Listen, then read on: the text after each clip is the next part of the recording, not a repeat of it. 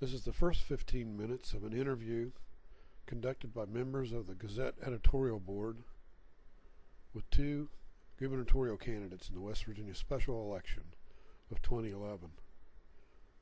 Bob Henry Baber, Mountain Party; Marla Ingels, Independent. Also present at the meeting were Don Miller, Gazette editorial page editor, who opened the meeting; Jim Haught, editor; Vic Burkhammer, news editor; and Eric Eyre, Statehouse reporter. We generally start off by asking you just to, in a minute or two, tell us why you're running and why anyone should vote for you, and then we'll do some questions, maybe some discussion. Sure, sounds Okay? great. So, let's start with Marla. Okay. We didn't have to decide that when there's some, did we?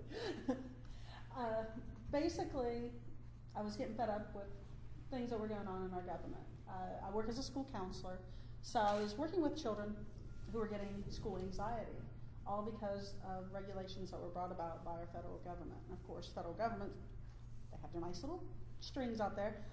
You gotta do it our way, or else we're not gonna give you the funding.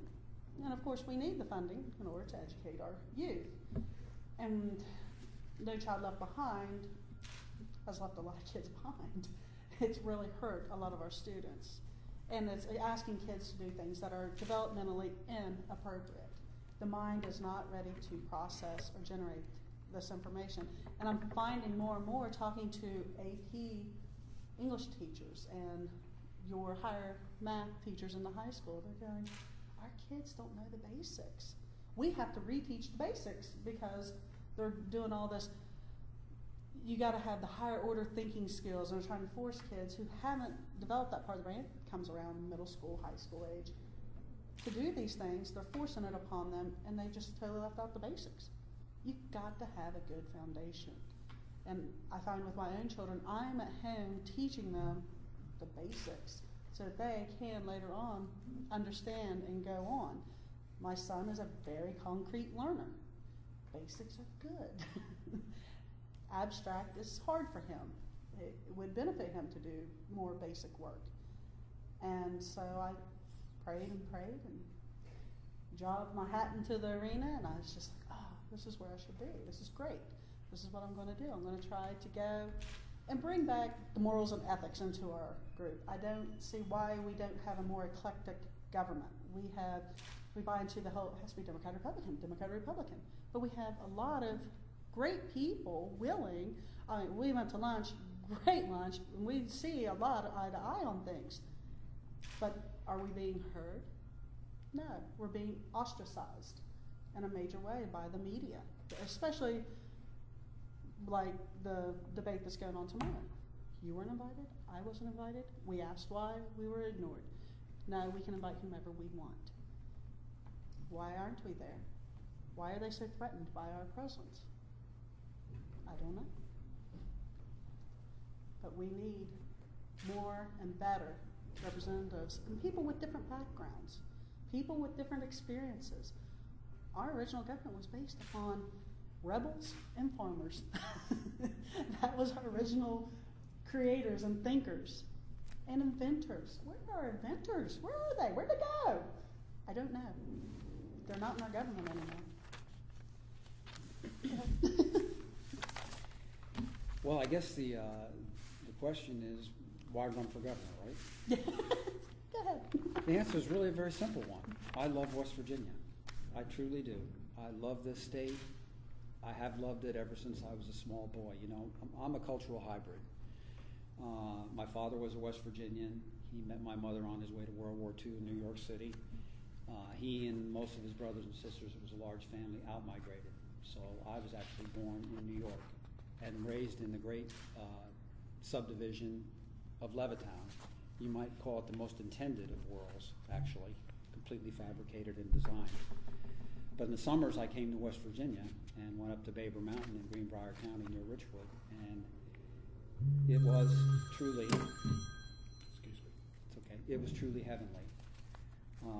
The old farm was still there, churning butter, cornbread, blackberry cobblers, all the cousins. Every weekend was a festival or a reunion, so it seemed to me, and it was wild, wonderful West Virginia. So West Virginia got in my blood, and I've literally been in and out of West Virginia every year of my life even though I've lived all over the United States and in many places in West Virginia.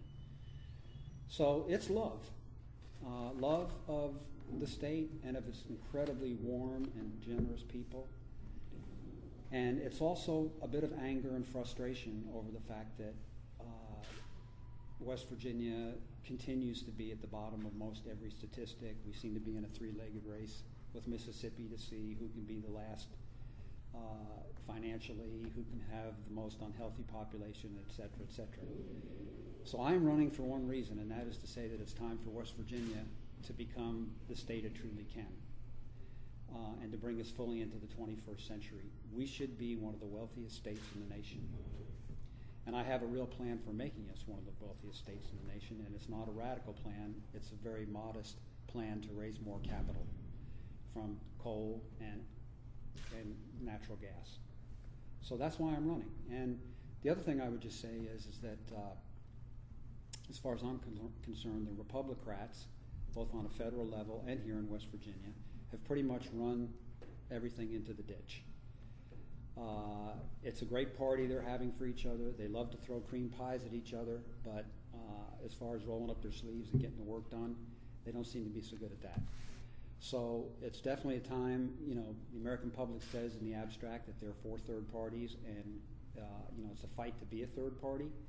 I want to compliment you all for inviting us to be here with you today.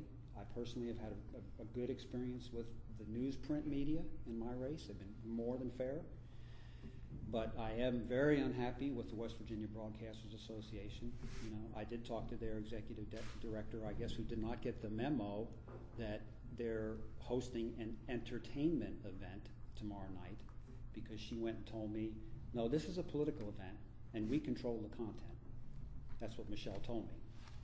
Well, I personally believe in democracy in the American way, and I believe that if a person's on the ballot, that everybody ought to get to hear what they have to say, and I trust the people of West Virginia to sort out who's the best candidate to run the state. One of the things you mentioned I believe, in your questionnaire to the League of Women Voters, you talked about how you would handle fracking, permitting, and keeping up with things. You talked about, well, why don't you just tell us again what you would do? It had to do with some sort of fee or tax. Well, the current permitting fee, somebody's going to have to research this for me, but $600 sticks in my mind. It's either $600 or $650. I think it's $600. Yes.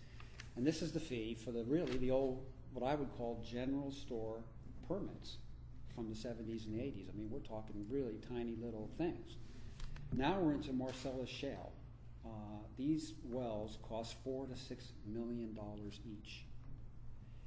So I said, well, gosh, if the food tax could be 2%, it doesn't seem exorbitant to me that we should have a 1% tax on the permits. We need some money in West Virginia. We need some inspectors. Now, we have 15 inspectors for 60,000 wells, but our current inspectors don't even have the expertise to deal with the multifaceted aspects of casings and transmission stations and compression statements and water monitoring and on and on and on.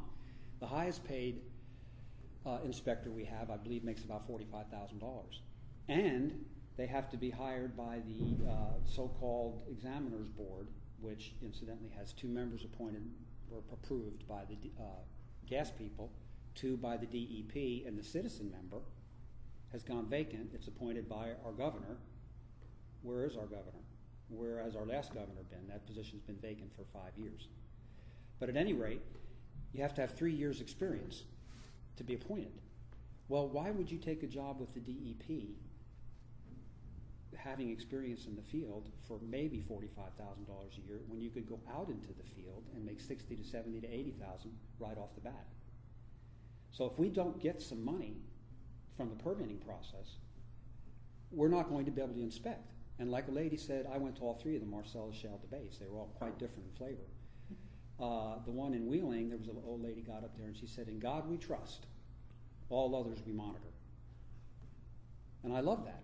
Look, I'm not against Marcellus Shale. This could be one of the greatest things that's ever happened to the state of West Virginia. And this could be jobs for our youth and income for our state in terms of severance taxes. But we've got to monitor them. We have to monitor every aspect of it from cradle to grave, the soil, the water, the air. you think the 1% would raise enough money to do that? Well, it's a start. I've also called for raising our severance tax to Oklahoma's rate, which is nearly double what ours is right now. Oklahoma is not the highest in the country. It's about the third highest.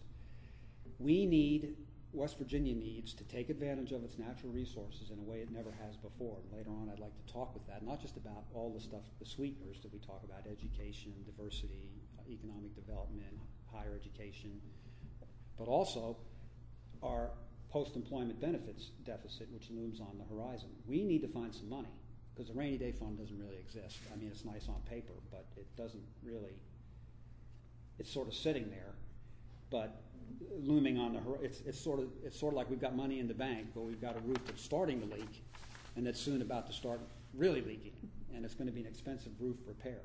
So we need to be looking down the road for getting more money. Some of that money we'll save to pay down that fund, and the rest of it we'll use to do all the things we've talked about doing forever that I never got to do when I was mayor of Richwood. Plans, plans, plans. But what about broadband? What about loans for higher education or grants for higher education? What about grants for our small towns so they can develop ourselves? I'd like to double our tourism budget. I want to move West Virginia to where we become the most green state in the union and diversify our economy over time with the fossil fuels of today. And I just want to be really clear about one thing. I used to be the biggest tree hugger there was in the world. Nobody hugged trees like I did. Nobody. Until one day I realized, who's consuming the most trees of all? Me. I'm the biggest tree consumer because I'm a writer.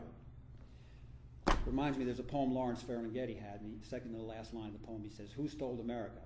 And the last line, he says, "Myself I saw reflected in the train window." No, I am a part of the problem. I am a consumer. I get it. I love electricity. I truly love it, and I love driving my car, and I love heating my house with natural gas. But that doesn't mean we should be writing environmental blank checks or sending people to their deaths at Upper Big Branch. We're not going to put profit above people. Thank you. We might come back to that topic in a little while. Okay. Meanwhile, Marla, I noticed in your answer to the league, you mentioned monitoring air and ground and water, but you didn't say how anyone would do this, where the money would come from to do this. I can talk. Because yes, I'm a firm believer that I have a very scientific background too. I have a really diverse background. I took all kinds of different classes. And in science, you have to have baseline data. If you do not have baseline data, then you cannot prove anything. And I think that these people understand that. You can't pin it on me that I polluted this because I'm not going to let you have baseline data. I'm not going to give it to you. But raising costs per well, and that we can hire people to do that. And the severance tax, wonderful.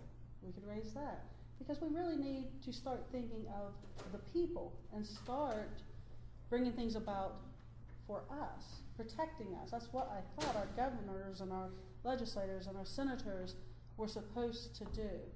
And my experience with government, not a very positive light that I've had, especially as a private citizen trying to elicit some sort of change and trying to bring about what's best for the people. I don't see that anymore.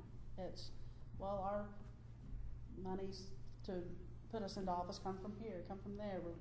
I feel that I'm not being represented anymore, especially when I read in the paper where one of my elected officials in the federal government had to go back to their party to get permission to vote in the manner in which the people of her state wanted to vote. Which situation are you referring to? And I really don't want to name names and put it, but I remember I'm sitting there reading it and I'm going, wow, that's not right. They're supposed to be there to represent me, not their political party, not someone else. I was one who is, I go and I vote every time. Maybe I didn't vote for the person, but still I went and voted. And there was someone voted to represent the people. But I'm finding out more and more it's representation